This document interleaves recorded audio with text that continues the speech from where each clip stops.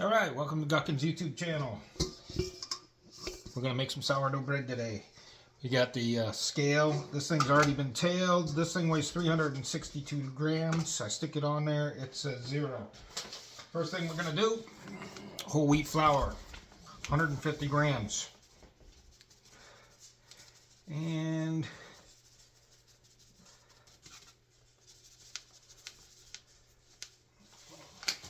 $154 grams. Let me put some more light on the subject. All right, then we need 850 grams of bread flour. It has slightly higher protein, so basically this is going to come to 1,000 grams, somewhere close to there.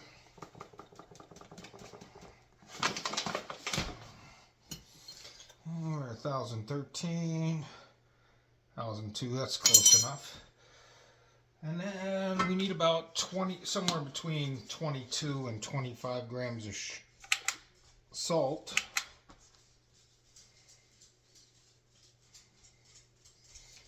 So we add the salt. 26, close enough. Take a whisk, mix everything together.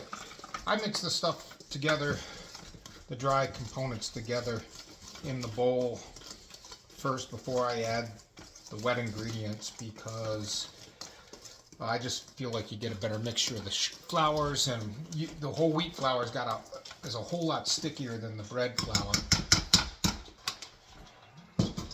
Alright, now for the starter. I fed the starter last night. It's 250 grams of starter. Let's tear this.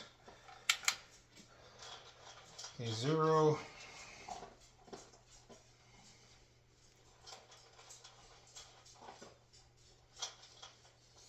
158.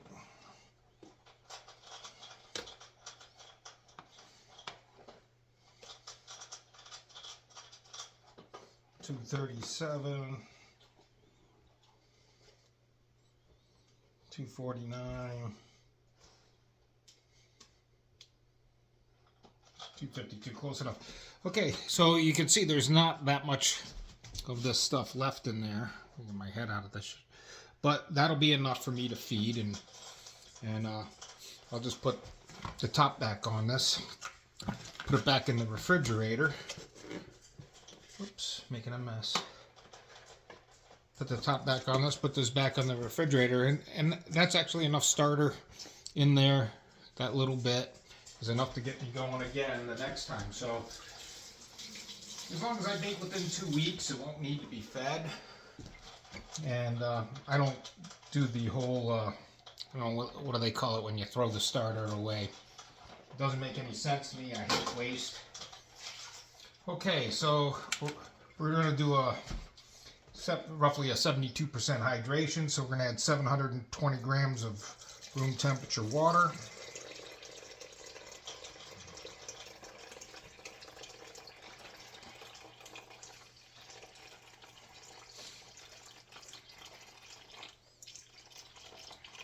Oh, 726, close enough. I'm going to fill this back, fill the water back up real quick for part of the mixing process. All right, and we'll just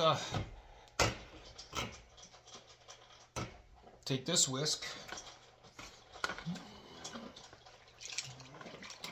and I'm just going to mix the starter and the water in.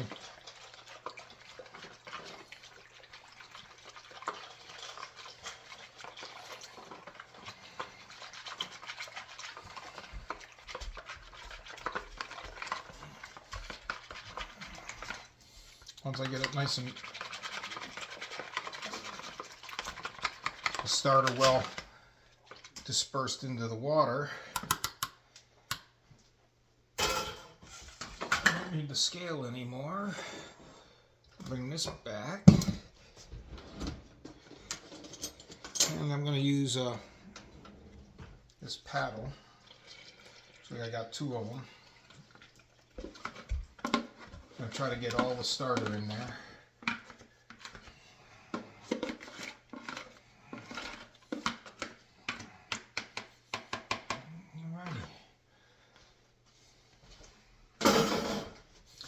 Then I take this and I start folding it in. Okay, good, you can see in that bowl.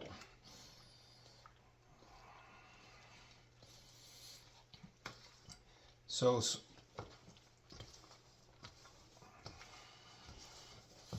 slowly the flour starts taking up the moisture and it becomes stiffer and stiffer.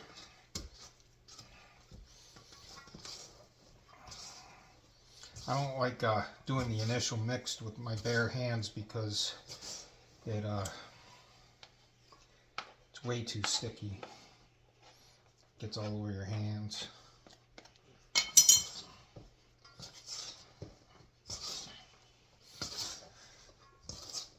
Now, this initial mixing of the starter, the water, and the flour is actually where you're forming a good amount of the strength of the dough, the gluten networks. So it's important in this phase to work the dough or knead the dough for quite some time. I've heard 10 minutes, and I gotta tell you, I really don't have that much jam anymore to do this for 10 minutes straight. I find like 5 minutes.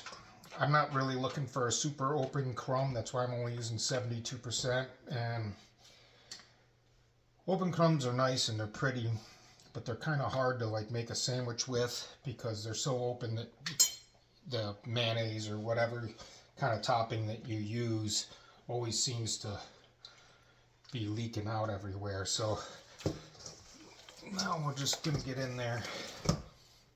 We're going to keep wetting our hands. That'll keep our hands clean.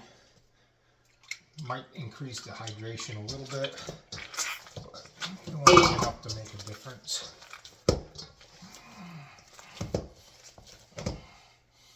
You'll notice as long as I keep dipping my hands, I'm not getting a whole ton of dough on them.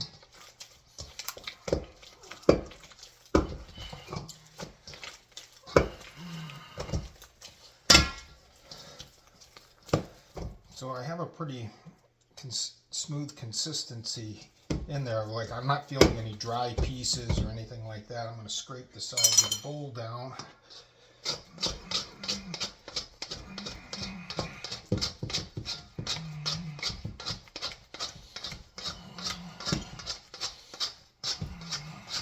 I'm just going to start doing rough stretching folds using the paddle to help build that gluten network.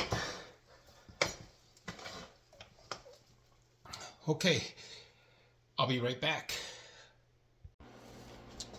Okay, we've got it kneaded. I kneaded it for about 5 minutes. No big deal. This is what it looks like. Now we got to cover it and let it rest for 45 minutes to an hour, and then we'll start doing stretch and folds on it. We got 2 stretch and folds, 3 coil folds, each about an hour apart. The second stretch and fold is where we'll add any ingredients that we're going to have. I'm going to do 1 batch of roasted whole clove, roasted garlic. So we'll be back with that in a minute. Okay, this is my method for roasting garlic. It's a little bougie, but it's quick and it's easy. Just take your garlic, you rip the tops off, you pour a little water down each of the bulbs.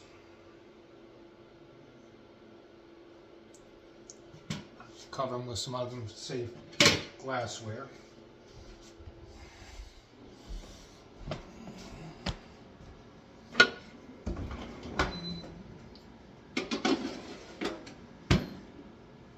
Put them in the air fryer.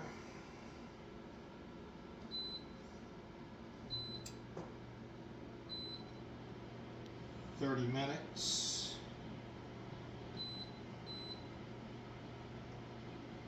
350.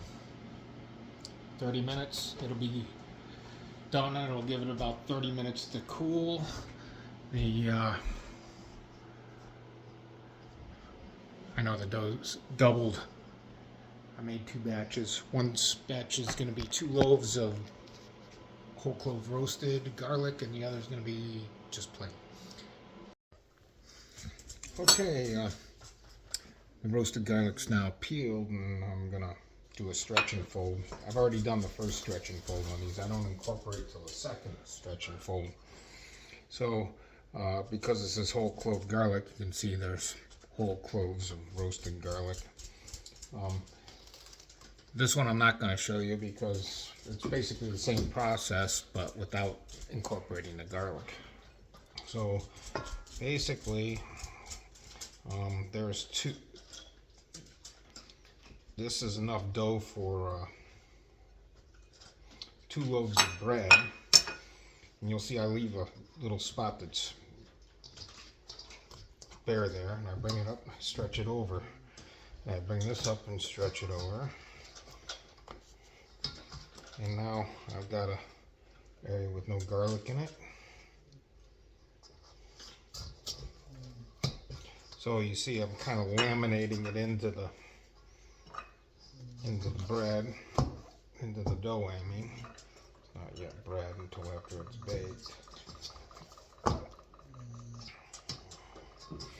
And we keep on doing these stretch and folds all the way around, incorporating it until I start getting a lot of resistance. I don't want to stretch it. And then I'm going to just do an example of a coil fold. I'm going to do 3 of those. Coil folds are more gentle. They look like this.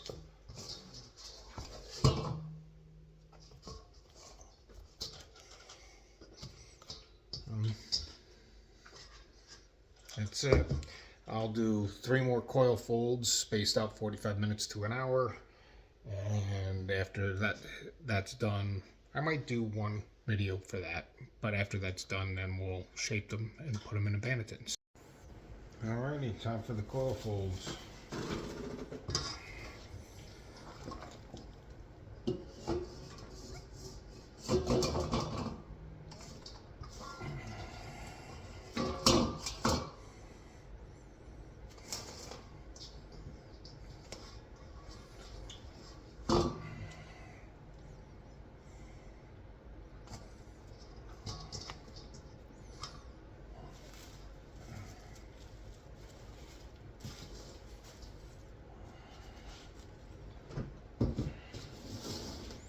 That's it.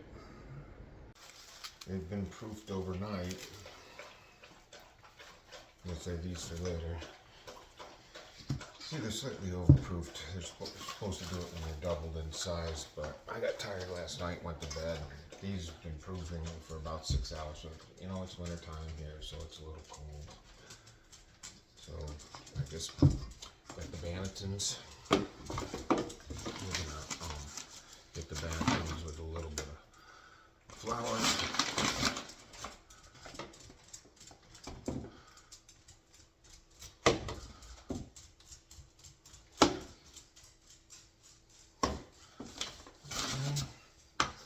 Now we gotta unload the dough.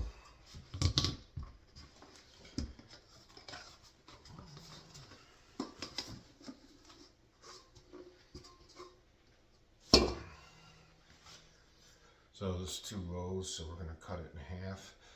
A lot of bakers weigh this. I just look at it, cut the dang thing in half, and call it a day. Some loaves might be slightly bigger than others. Doesn't really matter to me. So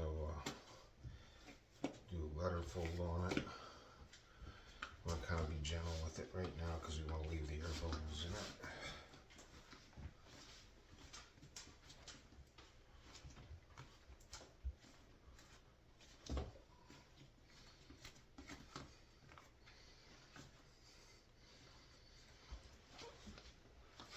This is called pre-shaping. Once we get this done, we'll move on to the final shaping and putting it in the Banneton. So here, we're all done. This wrap isn't on there tight, it's on there loose because in the refrigerator it's called a cold retard. What happens is it'll slow the yeast down and allow the lactobacilli bacteria to ferment the bread a little bit, and it'll still grow. It'll give the sourdough more of its tang and its taste. This, by the way, Utroy baking mat. You can get these on Amazon for relatively cheap. All right, well, you cover them, let them sit for a half hour, 40 minutes. They've done that. It's time to get them uncovered and get them, start shaking them and putting them in the bannetons. You don't want to pick up a little piece. And the dough relaxes quite a bit.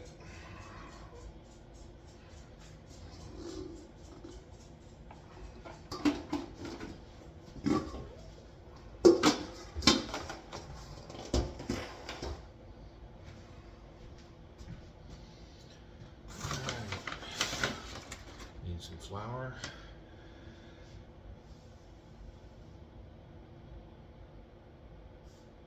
Lightly flour the surface. Bread. All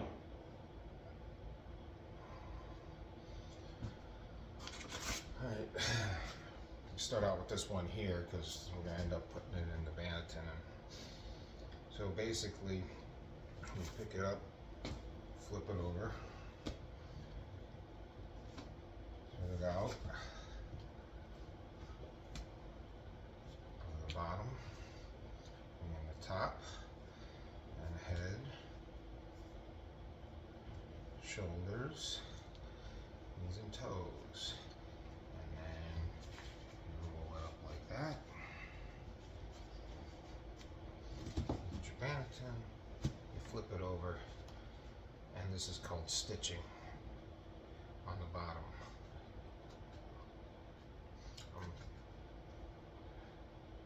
Creating extra surface tension and closing up the seam with what's called a stitch.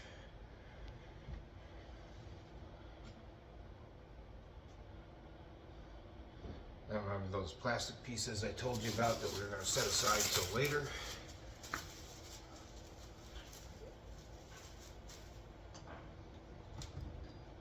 Out, spread it with a little olive oil, bam, and then I'll stick a rubber band around that, put it in the fridge.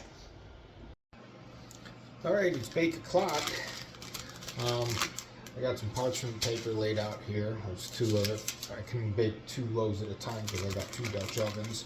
This is yellow cornmeal.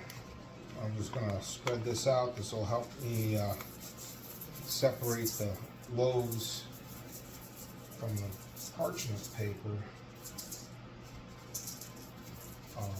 easily, and then I can reuse these because I'm doing 4 loaves, so there's going to be 2 batches.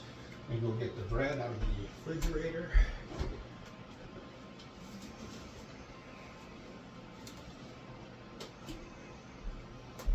As you can see, they've swelled up overnight. That's the lactobacilli, or whatever, the bacteria in there, sourdough bacteria, making the cold breathing. Let me just take these and put them on top of the cornmeal. Called a lame.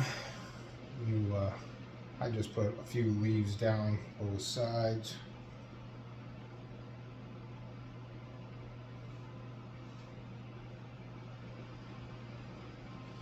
And then I split the loaf down the middle so it'll rise and have something to expand through.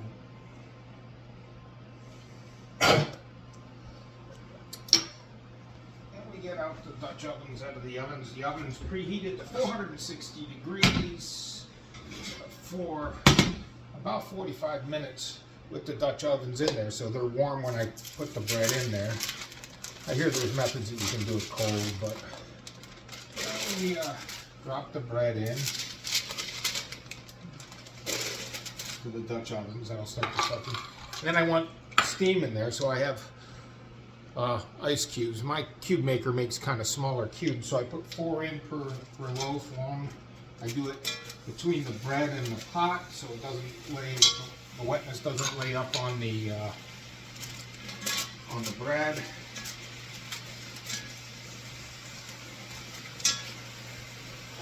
And hot's on, the whole steam in, and in the oven it goes for 35 minutes. After 35 minutes, I'll pull the top off, let it cook another 10 minutes, and hopefully my plumber crack wasn't on there. See you in 35 minutes. Okay, it's time to take the top off.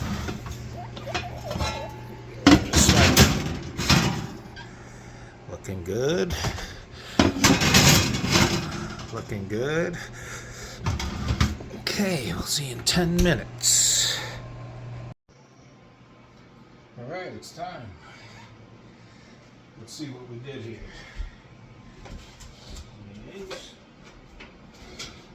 A little blast of steam in the face there.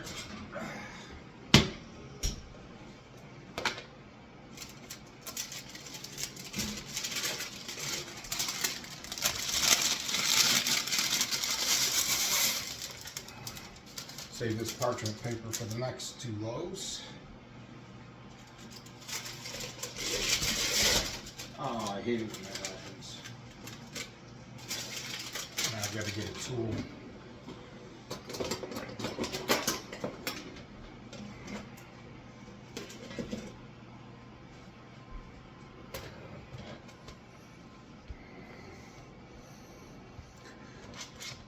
These are whole clove roasted garlic. They look like they're gonna be delicious. Alright, I'll be back. One last video short of me cutting one of these. Maybe both of them. Okay, here's the part you can't BS. We're gonna cut it, see what we got going on here.